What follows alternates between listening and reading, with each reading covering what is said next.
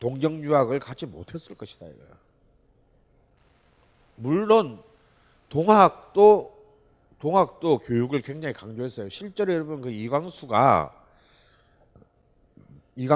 그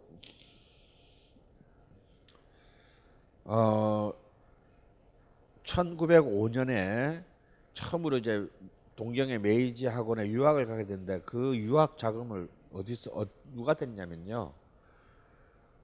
동학에서 됐습니다. 그러니까 동학 장학금을 받고 그 천의 고아 출신인 이광수가 동경 유학을 가게 된 거예요. 3대 교주인 송병희가 이광수의 를 포함한 약 60명의 인재들의 그 유학 자금을 냈어요. 근데 손병희는 이상헌이라는 가명으로 동경에 숨어 있을 때입니다. 그래서 이게 진짜인지 가짜인지 모르는데 매일 보던 이상헌이라는 사람이 손병희라는 걸 나중에 알아요. 그렇게 그 했지만 이광수 때까지 그 유학 장학금을 주던 것이 이제 이광수 때를 마지막으로 동학은 더 이상 이제 그 지원을 못 하게 돼요. 그게 이제 마지막이었습니다. 그래서 첫 번째가 교육이라는 굉장히 중요한 서비스를 교회가 제공했다는 거고요. 그것보다 더 중요한 거는 바로 의료입니다. 이제 조금 교세가 조금만 크면 이제 그 부속 병원들을 이제 지었기 때문에 사람이 그 뭐 아프고 죽는 것보다 더 중요한 게 있습니까? 그래서 이제 이른바 서양 의료 서비스를 그 교회를 통해서 받을 수 있다는 거죠. 다시 말해서 이제 이 교육과 의료라는 가장 중요한 두 개의 어떤 그런 복지 시스템들이 이 교회가 가지고 있었기 때문에 이런 이 교육과 의료를 바탕으로 한 그런 이제 메리트에다가 교회가 갖고 있는 바로 그 만민평등주의, 이것이 그 당시 우리 대중들에게는 굉장히 중요한 자신의 삶의 지지의 틀이 됐다는 거죠.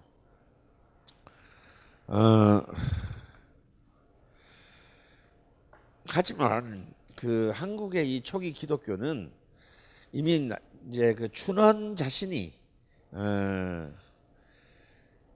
이미 식민지 시대에 춘원이 참 이런 저런 애도 이광수가 참 굉장히 정말 그 약간 제가 볼 때는 이제 약간 20세기 초반판 도울이야.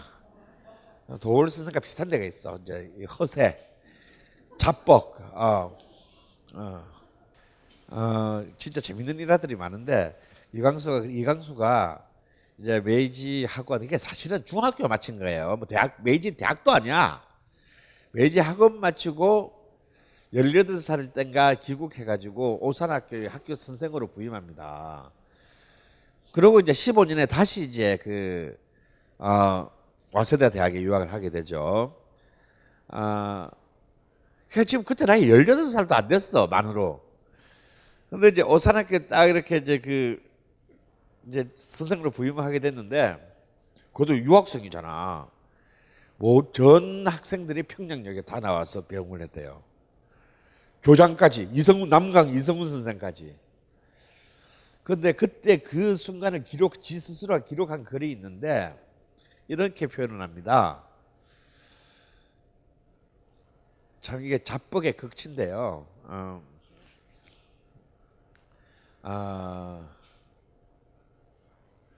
이렇게 장한 나를 너희들이 스승으로 받아들이는구나, 이런 표현을 합니다. 이 정도면 병 아니야?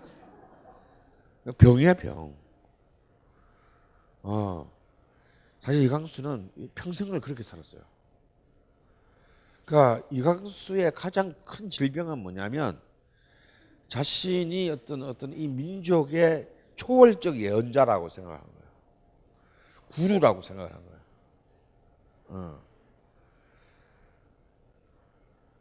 그러니까 그게 18살 때부터 있었던 거예요. 근데 이제 그렇지만 그 춘원은 굉장히 또 명석하고 예리한 부분들이 있었어요. 그러니까 정말 그 춘원의 오랜 라이벌이자 오랜 비판자인 김동인마저 탐복하게 만드는 그런 번뜩이는 어떤 그런 그 한 칼이 있었는데요. 바로 기독교에 대한 그 춘원의 판단입니다. 이미 1920년대에 춘원은 한국의 기독교에 대해서 이렇게 평가를 내려요. 춘원이 기독교가 한국 사회에 끼친 여러 가지 긍정적인 어떤 그런 요인 중에 제일 중요한 것이 어쨌거나 기독교를 통해서 대중들에게 서양을 소개했다는 점은 굉장히 주목할 만하다. 다음에 무엇보다도 도덕을 이 신분 교체기에, 그러니까 신분 해체기에 굉장히 위태로운 그 도덕 의식을 진흥시켰다는 점에서 굉장히 한국 교회가 중요한 역할을 했다. 이제 이런 이제 술하고 이제 오입하고 막 이런 거 도름하고 이런 걸 말합니다. 이런 것들을 이제 그 교회가 굉장히 엄격하게 규제를 했던 것을 말하는 겁니다. 그 다음에 이제 아까도 말씀드렸던 교육을 보급한 것 굉장히 높이 평가했습니다. 그리고 결정적으로는 여성의 지위를 뭐 만민이 평등하는 그 여성도 마찬가지죠. 동학에 이어서 여성의 지위 향상에 결정적인 역할을 했다는 것은 굉장히 높이 평가했어요. 하지만 동시에 여전히 한국 교회 역시도 어떤 목사, 장로 뭐 이런 어떤 그 계급 만민이 평등하다면서 그 안에 들어가 보니까 결국은 그런 계급적 지위의 권력 노름을 여전히 하고 있더라. 그런 점에서 이 기독교도 어쩔 수 없는 한계가 있다. 다음에 신앙이 깊은 건 좋겠는데 너무 교회 지상주의가 이 문제다. 마치 교회만이 모든 것이 마치 지금 한국의 기독교를 비판하고 있는 것 같지 않습니까? 교회 지상주의가 이거는 앞으로 한국 기독교의 큰 문제가 될 것이다. 다음에 교회와 세속의 구별이 도가 지나치다. 마치 교회에 안 오면 전부 악마고 교회만 오면은 모든 죄는 살 수 있다라는 이런 판단은 굉장히 위험하다. 그 다음에 이 조혼이라는 이 패습을 교정하는데 굉장히 교회가 굉장히 큰 공헌을 했고 무엇보다도 역시 춘원다운 이런 분석인데요. 한국 교회가 한글을 대중들에게 널리 보급시키는데 결정적인 기여를 했다. 이거는 굉장히 중요한 지점입니다. 그리고 무엇보다도 사상과 사유의 능력을 자극시키는데 또한 교회가 많은 역할을 했다. 그런데 그럼에도 불구하고 역시 또 교회의 패단은 그냥 신만 믿으면 모든 게 다 된다. 그래서 배움, 학문을 너무 천하게 여기는 또 다른 악영향을 미쳤고 특히 사업을 하는 것을 죄악시함으로써 우리나라는 빨리 생산력을 증대시켜야 되고 부국강병의 국가를 만들어야 되는데 사람들이 그냥 신만 믿으면 신뢰만 의존하는 어떤 그런 그 실질적인 생산을 하는데 이렇게 큰 독려를 하지 못했다라는 것. 다음에 여전히 포교 방식이 근대적이지 않고 미신적이라는 것. 뭐 이런 것들이 이제 그 한국 기독교의 지금 현재의 문제다라고 이미 지적을 합니다. 그리고 마지막으로는 그러나 뭐니 해도 한국에서 기독교가 미친 큰 공헌은 사람 한 사람이 자신의 존엄함과 가치들을 일깨우는데 그리고 자신만의 중요함을 각 개인과 개성을 자각하는데 결정적인 공헌을 했다라고 지적을 합니다. 이런 사실은 이제 그 두 개의 얼굴이 있고 저는 기독교인은 아닙니다만 이 한국이 처음에 대중사회 드디어 본격적인 대중의 사회를 가는데 기독교가 어떤 거대한 민족주의와 민주주의의 국가적 학교의 역할을 했다는 것은 부인할 수가 없어요. 여러분 우리나라의 공식적인 국호가 뭡니까? 우리나라의 공식적인 국호가 뭐예요? 대한민국이잖아요. 어? 왜 이렇게 모르는 그런 낯선 표정들을 지으세요? 어? 다 조선민주주의 인민공화국에서 오셨습니까? 여러분, 이 대한민국이라는 국호가 제일 먼저 만들어진 때가 언제인 줄 아세요? 예? 우리 지금 국호, 우리나라 국호. 대한민국이라는 이 국호가 제일 처음 만들어진 때가 언제인 줄 아시냐고. 큰일 나실 분들이네, 이거. 전부 조선민주주의 인민공화국에서 오신 분들을 만나봐. 상해 임시정부가 수립하면서 임시정부에서 만든 우리나라 국호가 이게 임시정부의 국호가 대한민국이에요. 그러니까 우리나라는 임시정부의 법통을 계승하고 있는 겁니다. 근데 이때가 이미 1910년대인데 이 대한민국이잖아. 본래 근데 대한제국은 망했고 그런데 우리 대한제국 망한 지 10년도 안 돼가지고 어쨌거나 임시정부지만 그것도 이렇게 망명정부지만 세운데 우리가 투표를 한 것도 국민 투표를 한 것도 아닌데 우리는 너무나 당연히 새로운 나라는 공화정이다라고 전제를 하고 대한민국이라는 이름을 지은 거예요. 이거 놀랍지 않습니까? 난 굉장히 놀라운데. 지금의 관점에서 보면 너무나 당연한 것 같지만요.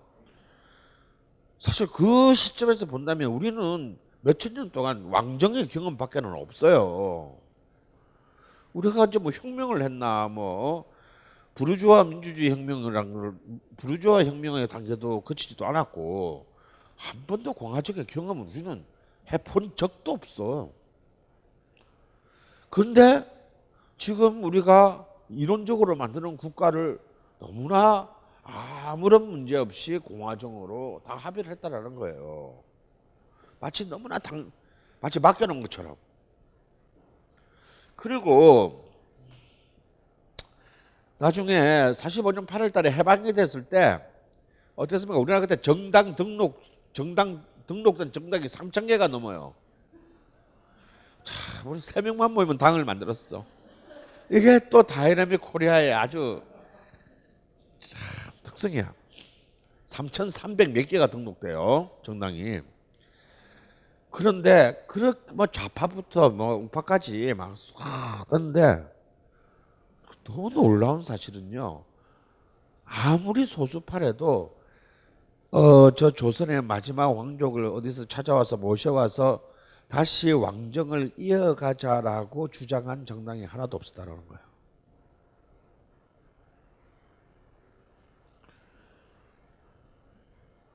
당연히 그런 놈들이 있을 만한데 우리는 벌써 잊었어. 우리는 그냥 왕정을 그냥 우리 그냥 머릿속에서 그냥 딜리트 시켜버린 거예요. 우리보다 훨씬 앞서서 끊임없이 그 개화와 개방을 추구하면서 이제 제국주의 국가에 대한 이웃 일본의 같은 경우도 보면 참 골 때리는 게 우파뿐만 아니라 좌파들까지 천황을 다 끼고 가려고 합니다. 그것을 배제한 새로운 비전을 제시하는 것을 너무나 두려워했어요.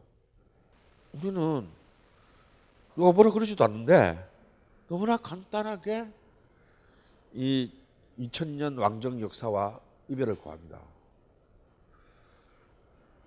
저는 그것의 가장 첫 번째 핵심적인 동력은 동학이고요. 결정적 동력은 기독교라고 봅니다. 그러는 이제 이러한 두 개, 동학과 기독교라는 이 두 개의 이 긴장된 힘이 이제 어쩌면 한국 근대의 이 대중문화를 만드는 굉장히 중요한 축이고, 그리고 이제 바로 이 한국의 초기 대중문화를 지배하게 되는 이 민족주의라고 하는 새로운 어떤 사유와 사상과 행동 체계는요, 바로 어쩌면 이 두 개의 혁명적 혹은 종교적 교리로부터 사실은 굉장히 많은 빚을 지고 있는 것이다라고 봐야 할 것 같습니다. 이거는 이대 교주인 최시형이 낸 동학 내수도문입니다. 물론 최시형도 갑오 농민혁명 그 이듬해 체포돼서 처형당했습니다. 그 내수도문 중에 제가 중요한 부분만을 했는데 이게 처음 시작이 이렇게 시작합니다. 집안의 모든 사람을 하느님 같이 공경하라. 그러니까 가족에서부터 시작해요. 근데 두 번째 말이 며느리를 사랑하라입니다.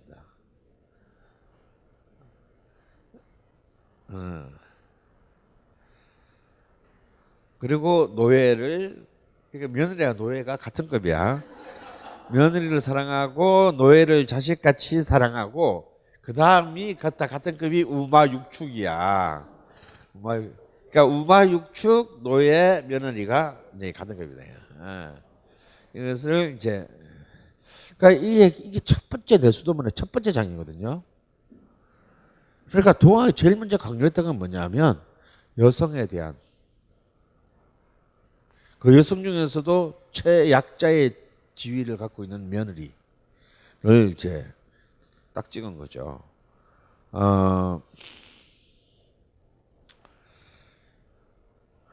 그리고 이제 이걸 바탕으로 이게 이제 동학이 그 시점에 19세기 후반에서 바라보았던 가장 마이너리티입니다.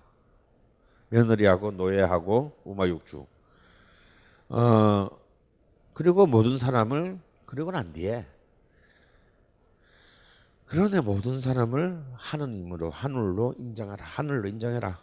그리고 어디 손님이 찾아오거든 하늘님이 오셨다고 하고 어린 아이를 때리지 말라. 이는 하늘님을 치는 것이니라. 이게 맨 마지막 기도예요.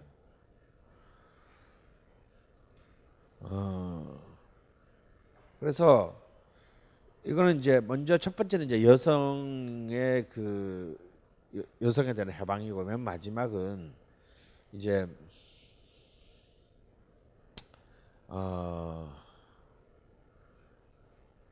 미성년자들에 대한 이제 그 새로운 어떤 인식을 보여줍니다. 이 Save the Children 이제 이 화두는요 근대에 굉장히 중요한 화두입니다. 이상하게 서구에서나 한국에서나 사실은 이 산업혁명 당시에 제일 많이 희생된 사람들이 누구냐면요 꼬마들이에요.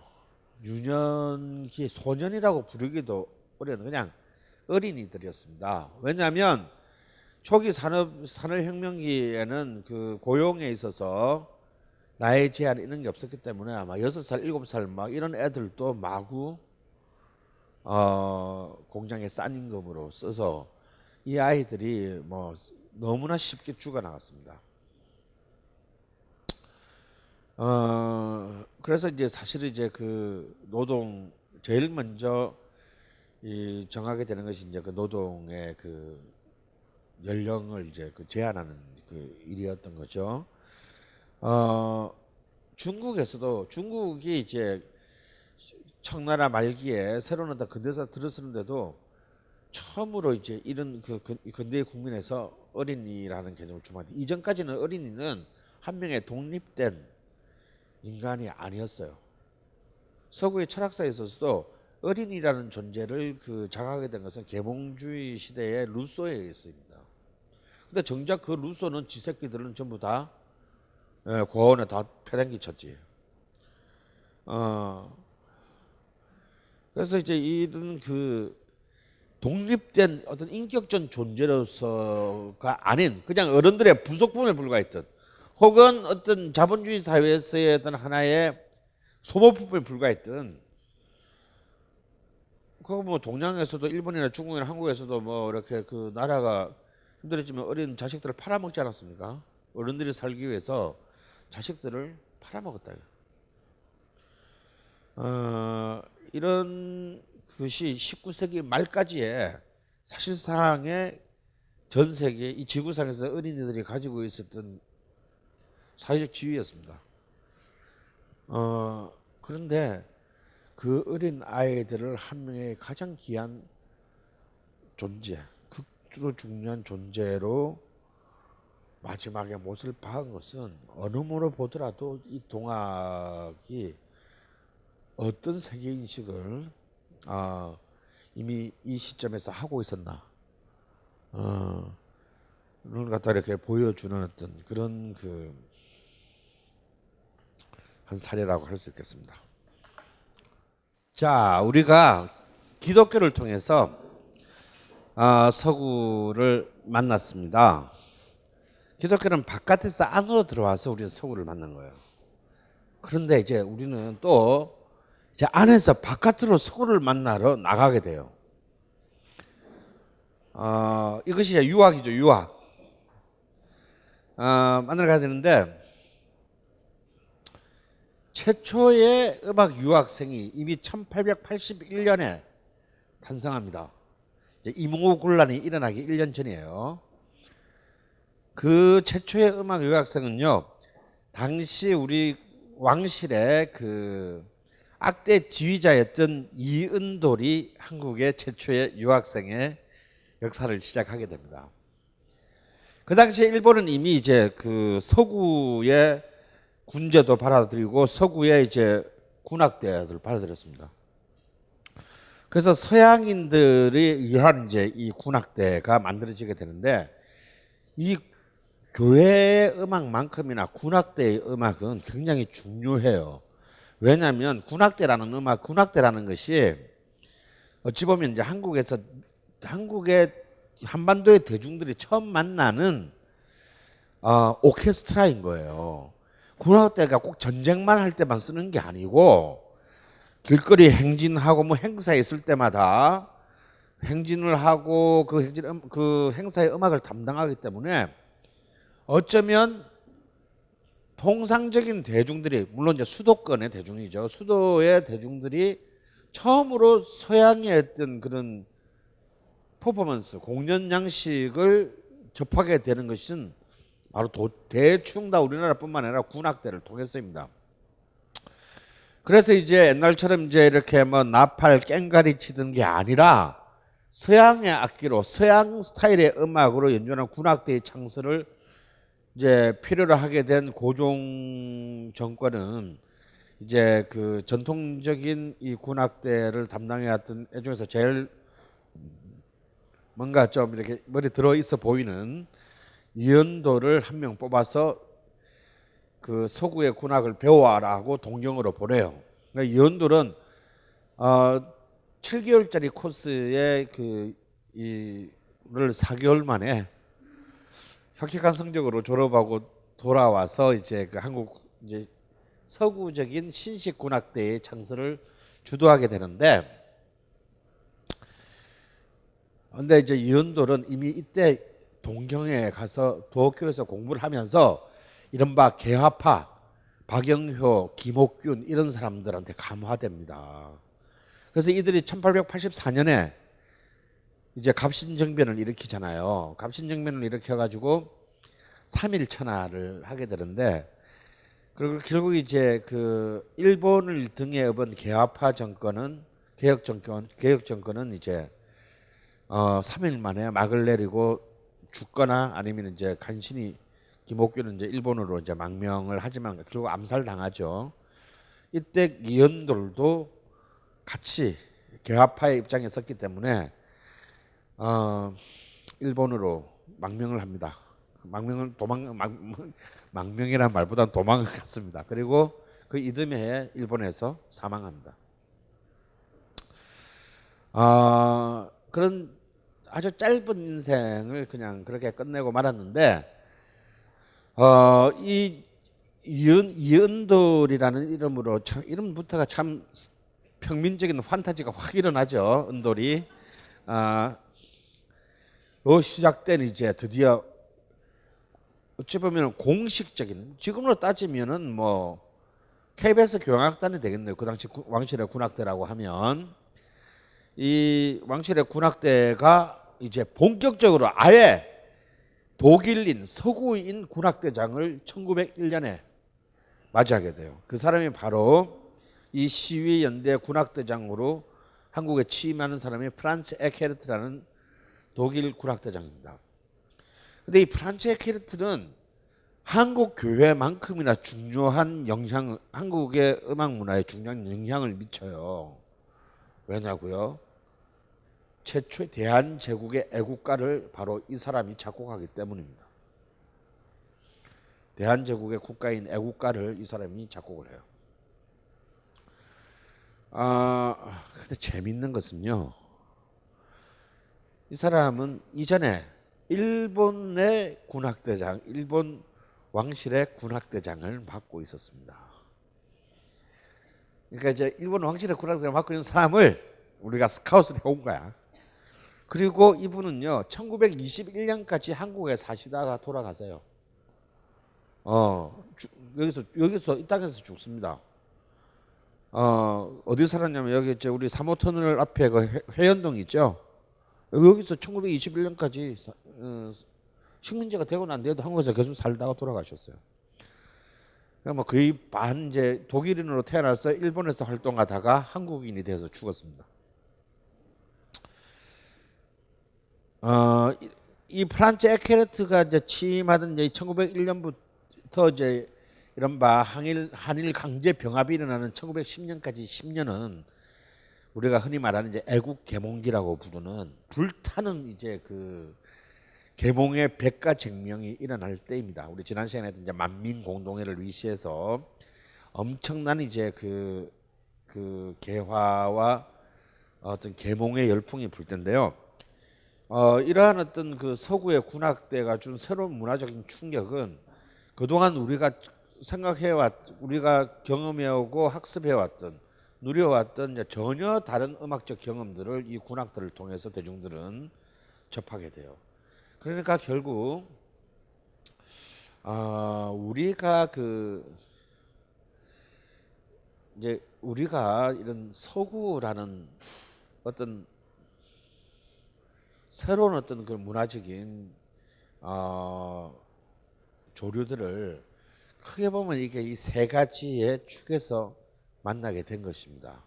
하나는 교회라는 틀에서, 하나는 군대라는 군악대라는 틀에서, 그리고 또 하나는 이제 곧 나오게 될 이제 시장의 음악. 시장의 음악이 나오기 전에 이제 그 틀을 이미 보여주고 있는 학교의 교육 제도에서 배우는 서양 음악들을 통해서 이제 서구를 만나게 되고, 이렇게 해서 다져지게 된 이 서양의 경험들이 이제 시장의 음악으로 이제 1920년대에서 본격적으로 확산되게 되는 거죠. 독립신문의 학부, 그 당시에 이제 붐이요. 이제 그때 이제 우리나라 이제 초기 언론의 시대, 독립신문을 황성신문을 비롯해서 이제 그 독립신문에 이르기까지 엄청난 이제 민족주의적인 그 신문들이 신문과 잡지들이 쏟아지게 되는데, 이 신문과 잡지들에서 최고의 핫한 아이템, 가장 대중적인 아이템이 뭐냐면요, 이른바 개화 창가, 이 계몽과 어떤 독립에 대한 열망을 담은 이, 내가 늘 말하지만 작곡은 아무나 할 수 없지만 작사는 글을 배운 사람이면 다 할 수 있으니까 이런 그 애국 계몽 창가들이 그 당시에 가장 핫한 것이었어요. 그 당시 독립신문에 합부주사했던 이필균이라는 사람이 이제 애국가라는 이 창가인데 무슨 어떤 선율로 불렀는지는 우리는 알 수 없어요 지금. 뭐 그냥 가사로 끝난 경우도 있고요. 뭐 이런 식의 뭐 아시아의 대조순이 뭐 자주 독립 분명하다 에이야 애국가세 뭐 이런 거 나라 위에 주고 보세요. 이때 이 계몽 창가의 최고 핫한 주제가 또 뭐였냐면 애국가예요. 도대체 하루에 한 개씩 애국가가 만들어졌어. 마치 그 애국에 대한 그 굉장히 대중적인 그 경쟁이 이때 일어났고, 그래서 마치 지금의 사랑 타령만큼이나 많은 나라 사랑의 그 애국가들이 그 가장 많이 이 쏟아졌습니다. 물론 이것은 이제 한일 합방이 되면서 전부 금지되죠. 이 모든 행위는 전부 겁니다. 근데 이때 쏟아진 수많은 애국가류 중에서 1303년 이전에로 추정되는 애국충성가라는 창가가 있는데, 이 가사를 자세히 보면 동해수와 백두산에 해돋고 달더니 신민이 보호하사 우리나라 만세, 무궁화 삼천리 활야강산 대한사람 대한에서 길이 충성하세. 이거 보면 지금 우리 애국가 1절하고 거의 비슷한데 누가 지었는지도 몰라요. 그 당시에 이제 그 뭐죠, 익명으로 투고한 사람들이 워낙 많았으니까, 혹시 또 우리 이런 거잖아, 댓글 잘못 달았다가 안기부한테 국정원한테 끌려갈까봐, 이거 잘못 냈다가 될까봐 익명으로 이렇게 작잠 이상, 무명시 뭐 이런 이름으로 투고한 사람들이 많았단 말이야. 그래서 누가 쓴 건 알 수 없는데, 이건 나중에 제 안익태의 39년에 만들어지게 되는 나중에 우리의 애국가의 가사와 거의 비슷합니다. 그러니까 이 애국가의 가사라는 것은 내가 볼 때는 어떤 안익태가 쓴 것도 아니고 누가 쓴 것도 아니고 무슨 어떤 유학생이 쓴 것도 아니고, 이런 수많은 그냥 그러니까 대중적 집단 창작의 결과물이라고 봐야 돼요. 우리나라의 애국가는 수많은 사람들에 의해서 불려지고 쓰여지고 고쳐지고 이렇게 하면서 다져진 일종의 집단적 대중지성의 결과물이 이제 그 우리나라의 애국가다라는 것을 이 지금 요 자료, 애국충성가라는 이 자료를 통해서 우리가 알 수 있는 겁니다. 그러니까 참 그런 생각이 들어요. 저는 애국가를 제가 됐고, 애국가는 할 만큼 했고, 이제 새로운 국가를 제정하자 주의자입니다.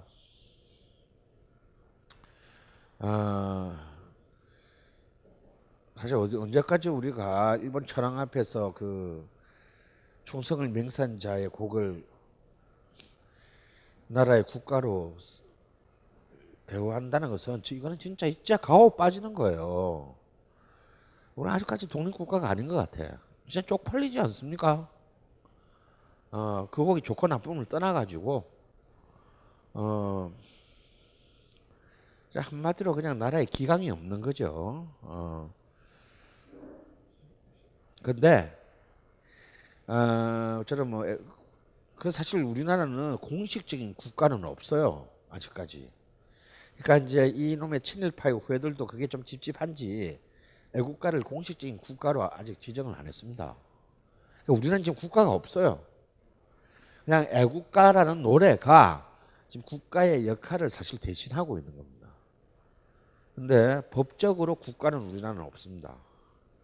그래서 저는 빨리 국가를 제정하자, 그런 것이 제 입장이고, 아니요, 저는 국가를 새로 작곡하면 또 좌파 우파 막 또 싸우고, 뭐 이 새끼는 이래서 안 되고 저 새끼는 저래서 안 되고, 어떤 곡이 나오면 우리 옛날에 그 기억나지 않습니까? 이런 88 올림픽 때 88 올림픽 노래를 이제 우리나라 만들자 그랬어요. 그랬더니 씨발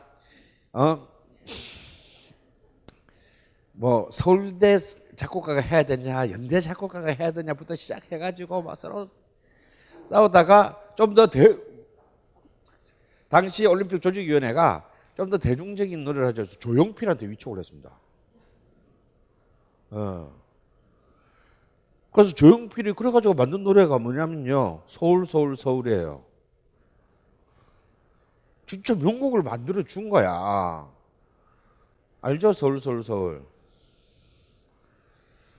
근데 또 그 곡이 막상 나오니까 어떻게 국가적인 행사에 천한 대중 가수의 노래를 쓸 수 있느냐, 이러 또 그걸 또 흐지부지가 된 거예요.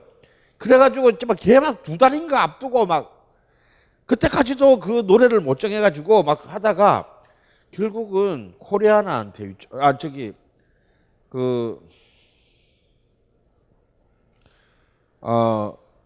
외국 작곡가, 외국 팝 음악 작곡가인 조르지오 모르던가한테 그 의뢰를 합니다. 굉장히 그 당시 히트곡이 많은 작곡가죠. 아니 걔는 무슨 클래식 작곡가인가? 그런데 걔는 팝 음악 작곡가예요. 근데 걔가 만든 노래가 딱 한 달 만에 만든 노래가 핸드 인 핸드, 손에 손잡고입니다. 그리고 또 그걸 또 굳이 코리아나라고 한국인이지만 유럽에서 활동하고 있는 팝 밴드가 부르게 했어요. 참 보면 그러니까 팝이라도 외국 거는 괜찮아. 양놈들 거는 괜찮아요. 이게 우리의 허위의식이다 이거. 그래서 그 우여곡절 끝에 물론 노래는 참 잘 나왔어요. 나는 서울들은 참 좋다고 생각해. 근데 결국은 국고를 낭비해가며 했었습니다. 더 코미디 하나 얘기해 드릴까요? 여러분 1950년대 동아일보의 문화면을 보면요, 이 면마다 이렇게 이제 이 면이 어떤 뭐 정치면, 경제면, 문화면 그러잖아요. 면을 어떻게 배정하는가가 그 나라의 면을 어떻게 배정하는가가 그 나라의 일종의 컨셉을 보여줍니다. 그리고 인간의 삶의 언론이 면을 어떻게 배정하느냐가 사실은 중요도 순위거든요. 삶의 그 사회의 중요도 순위예요. 언제나 일면은 뭡니까? 정치면이죠. 이면은 대부분 경제면입니다. 문화면은 이제 제일 뒤에 가게 돼 있는데 좋다 이거야. 제일 뒤에 갔는데 우리나라 대중음악 1950년대 동아일보는요, 우리나라 대중음악은 문화면에도 못 실어요. 기사를. 문화가 아니다 이거야. 어떤 면에 실리냐면 오락면에 실려요. 오락면에. 그런데 웃기는 거는 서양의 팝음악 기사는 문화면에 실려.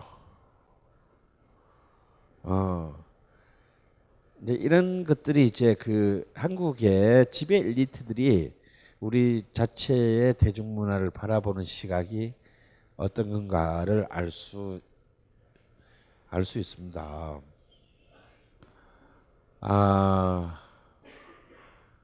한국의 농담으로 한국의 대통령 취임식에 대중 가수가 노래를 부른 첫 번째 대통령이 누군지 아세요? 김대중 대통령 때 대통령 취임식입니다. 그때 처음으로 대중 가수 송창식이 그 취임식 무대에서 노래를 처음으로 부릅니다. 대중가요곡을 부른 거는 김영삼 대통령 취임식 때 처음인데, 그런데 노래는 클래식 테너 가수가 불렀어요. 진짜 토할 것 같았습니다. 예? 무슨 노래를 부른지 기억은 안 나는데 아마 내 나라 내 결의였던 것 같습니다. 노래는 굉장히 김민기 작사 송창식 작곡의 내 나라 내 결의인데 노래는 테너가 불렀어요. 뭐라도 이런 게 와 정말 듣는데 토할 것 같더라고요. 그 송창식이 부르면 안 되나? 네, 그건 마치 뭔가 안 해당하는 거지. 이게 이제 한국이 여전히 거의 20세기 말까지 지속된 지배 엘리트들이 갖고 있던 대중문화에 대한 뿌리 깊은 편견을 보여주는 아주 굉장히 중요한 어떤 그 징후라고 할 수 있는데요. 하지만 결국은 뭐 애국가 얘기도 여기까지 갔는데 저의 입장은 애국가 새로 만들려면 또 이거 가지고 우리 한 10년 싸워요. 그래서 있는 노래 중에서 애국가를 쓰는 게 좋겠다. 그래서 님을 위한 행진곡을 애국가로 하는 게 좋을 것 같다. 그런 게 제 생각인데 사람들이 별로 동의를 안 하더라고요. 우익들이. 뭐 찔리는 게 있나 보지. 그래서 한번 그걸 가지고 공식 주론했더니 왜 안 되냐. 저는 왜 님을 위한 행진곡이 진짜 최고의 애국가라고, 우리나라 애국가 될 만한 자기 있는 유일한 노래라고 생각하는, 저는 나름 합리적인 근거가 있어요.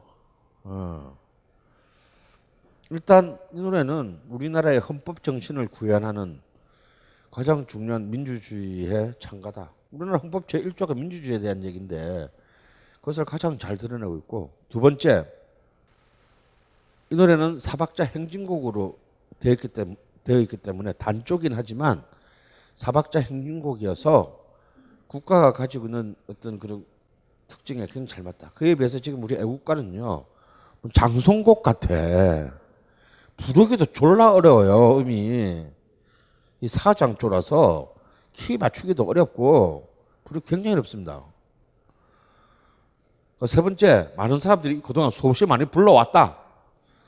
그래서 새로운 노래 배울 필요도 없다. 네 번째, 이게 진짜 중요한데요. 우리나라의 노래 중에 한국 민주주의 투쟁의 상징적인 노래이면서 아직도 지금 이 순간에도 전 세계의 많은 민중들이 이 노래를 부르고 있다. 이 노래는 세계적인, 여러분은 모르시겠지만 이 노래는 어떤 의미에서 세계적인 히트곡이에요. 이 노래는 약 20개 언어로 불리고 있습니다. 진짜 웃기는 건요, 중국에도 중국 민공들 있잖아. 중국 민공들의 그 시위 현장에 가면 이 노래를 중국말로 바꿔서 불러요. 필리핀에서는 이 노래를 영어로, 필리핀 노동자들은 이 노래를 영어로 바꿔서 부르고, 태국의 빈민들은 이 노래를 태국어로 바꿔서 부르고요. 그리고 볼리비아나 페루 같은 남미에서도 이 노래를 스페인어로 바꿔서 부르고 있습니다. 그리고 더 웃긴 건요, 일본의 좌파들도 이 노래를 일본어로 바꿔서 부르고 있어요. 아니, 우리나라 중에서 이렇게 월드와이드한 보편성을 가지고 이런 훌륭한 뜻을 담고 있어. 그리고 광주라는 가장 상징적인, 우리나라뿐만 아니라 전 세계의 역사에서도 가장 중요한 사건 중에, 20세기 사건 중에 하나를 상징하면서 이렇게 보편타당한 코스모폴리타닉한 그런 호소를 갖고 있는 노래 좀 나와보라 그래.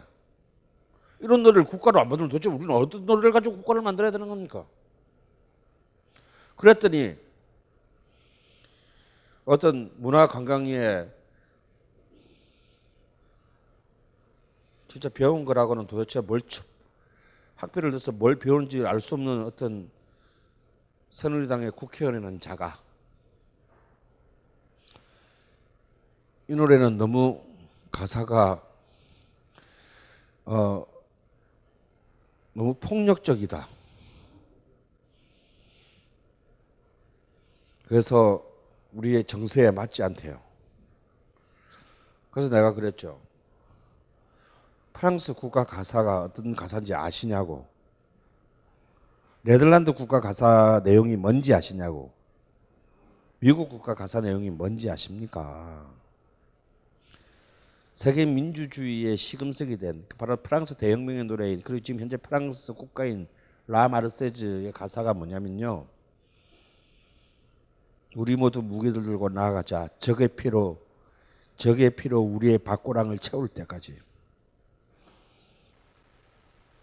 네덜란드 국가의 가사는 우리의 적들의 머리를 잘라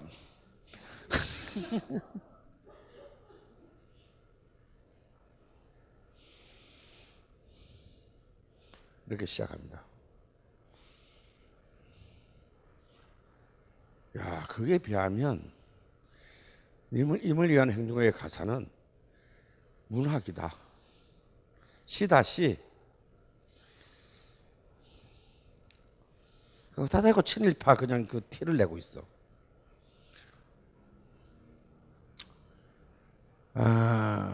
그래서 그런데 이런 얘기들이 그냥 흔히 말하는, 그러니까 우리가 아까 레드 컴플렉스가 여전히 무의식 중에 남아 있는 거예요.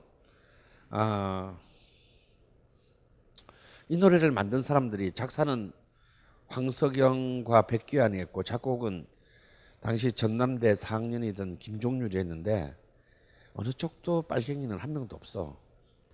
그런데도 왜 우리는 이 노래를 이 노래에 빨간색 칠을 막 해가지고 보는 것일까요? 잘 모르겠습니다. 자, 우리는 프란츠 에케르트가 딱 8년 동안 우리나라에 공식적으로 유효했던 대한제국의 애국가, 우리나라의 첫 번째, 우리나라 역사상 첫 번째 공식적인 국가입니다. 아니지, 첫 번째가 이제 처음이자 마지막 공식적인 국가예요. 아직까지 우리는 그 이후로 우리 국가가 없으니까. 북한에는 조선민주주의 인민공화국에는 국가가 있어요. 그렇지만 남쪽을 기준으로 본다면 유일한 국가 들어보신 적이 없으실 겁니다. 그렇죠. 참 우리 이런 교육을 받아본 적이 없어. 우리나라가 하나밖에 없는 국가를 한 번도 우리는 음악 시간에 배워본 적이 없다고. 쓸데없는 들장미나 배우고 말이야.